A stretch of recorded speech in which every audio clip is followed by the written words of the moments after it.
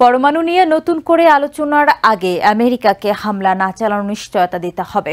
বিবিসিকে দেওয়া সাক্ষাৎকারে এমনটাই জানিয়েছেন ইরানের উপপররাষ্ট্রমন্ত্রী মাজিদ তাখত রাভাঞ্চি। ইরানে গোপন পারমাণবিক অস্ত্র তৈরির চেষ্টা করছে এই অভিযোগ প্রত্যাখ্যান করে রাভাঞ্চি বলেন, ইরান শান্তিপূর্ণ উদ্দেশ্যে ইউরেনিয়াম সমৃদ্ধ করার অধিকারে অটল থাকবে। এদিকে ইরানের সর্বোচ্চ ধর্মীয় নেতা আয়াতুল্লাহ আলী খামেনি বলেন, আমেরিকা ইরানের পারমাণবিক স্থাপনায় যে হামলা চালিয়েছে তার প্রভাব নিয়ে প্রেসিডেন্ট ডোনাল্ড ট্রাম্প অতিরঞ্জিত দাবি করছেন।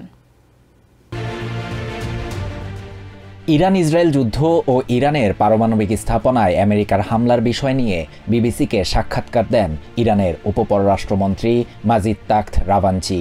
তিনি বলেন, আমেরিকা যদি ইরানের সঙ্গে কূটনৈতিক আলোচনা আবারও শুরু করতে চায়, তবে আগামী দিনে কোনো ধরনের সামরিক হামলা চালাবে না, এই প্রতিশ্রুতি আগে দিতে হবে।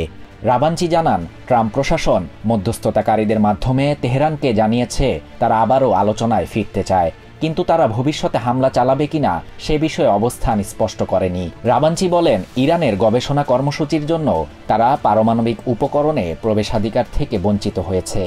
ইরান গোপনে পারমাণবিক অস্ত্র তৈরির চেষ্টা করছে, এই অভিযোগ প্রত্যাখ্যান করে তিনি বলেন, ইরান শান্তিপূর্ণ উদ্দেশ্যে ইউরেনিয়াম সমৃদ্ধ করার অধিকারে অটল থাকবে।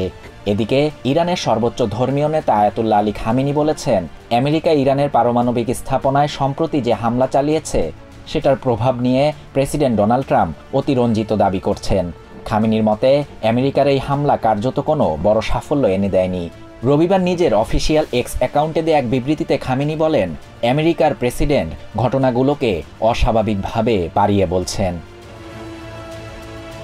খামেনি আরও বলেন, যে কেউ ট্রাম্পের বক্তব্য শুনলে বুঝতে পারবে কথার ভেতরে লুকানো আছে অন্য বাস্তবতা। আসলে তারা কিছুই করতে পারেনি, আর সেই ব্যর্থতা ঢাকতেই এত বড় কথা বলেছে Trump. Shahriar Shafat, TVN 24 news desk. New York থেকে সম্প্রচারিত টিভিএন 24 টেলিভিশন বিশ্বজুড়ে বাঙালির কণ্ঠস্বর।